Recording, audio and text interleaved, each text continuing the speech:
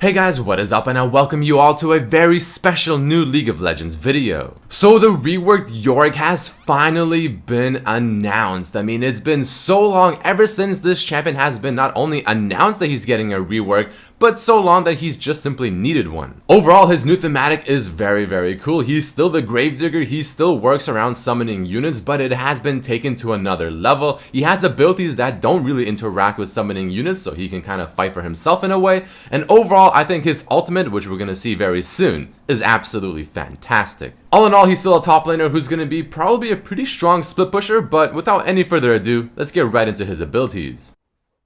So his passive is what his whole kit will essentially revolve around. YORICK is able to have 4 Mistwalkers active at a time, which are now the name for his ghouls. If they go too far from YORICK, they will slowly decay, or if they go too far away from the Maiden of the Mist, which is his ultimate. Whenever enemy minions or neutral monsters die, they have a chance to spawn a grave, but when an enemy champion dies around YORICK, it will 100% spawn a grave. But I'm sure you're wondering what the hell these graves are even used for, so let's go right into his Q, which is what interacts with his passive even further.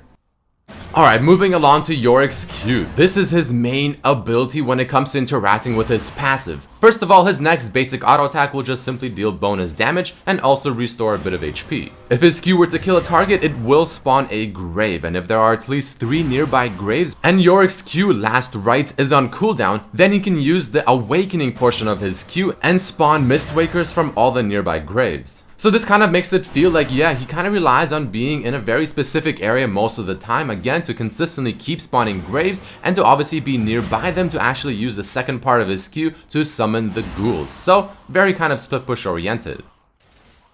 YORICK's W ability is a very simple one. He summons a destructible wall of corpses to enclose an area for a few seconds. Now notice how I said destructible, so yes, enemy champions stuck within can destroy the wall and be released early. All in all, this is just the best way for the person to stand in one spot while all of YORICK's ghouls jump on them, and especially his ultimate, which we're gonna get into very soon. Moving along to YORICK's E ability, yet another somewhat simple one, especially in terms of animation, but very important to his overall kit and actually just getting to his target and dealing damage. It simply applies a mist in a cone in front of him that deals magic damage, applies a slow, and marks a target. YORICK and his Mistwalkers will get an extra movement speed bonus when heading towards the marked targets. Again, like you saw them leap, this overall just helps them get to the target much easier, especially when combined with his W. And last but definitely not least, we have YORICK's ultimate, which I think is absolutely fantastic. He summons the Maiden of the Mist, which is that creature you see on your screen right now, and at higher ranks, she will also bring in some Mistwalkers. Now, it does not seem like YORICK has any control over this creature, and she just kind of goes on by herself and just follows the minion path, but she will attack whatever she sees in front of her. But if YORICK were to attack the same target that she is, he will be dealing bonus magic damage based on the enemy's maximum HP. So this is very strong when it comes to split pushing, because imagine if you have your graves ready to go, you trap them in your W, use your Q, the ghouls spawn, eat the target while they're trapped in your W because it's easy to hit, the ghouls jump on them, and your ultimate is also whacking away the whole time. I mean, that's a lot of damage, that's going to be very strong split pushing, and I'm sure she can attack towers as well, so very strong ability.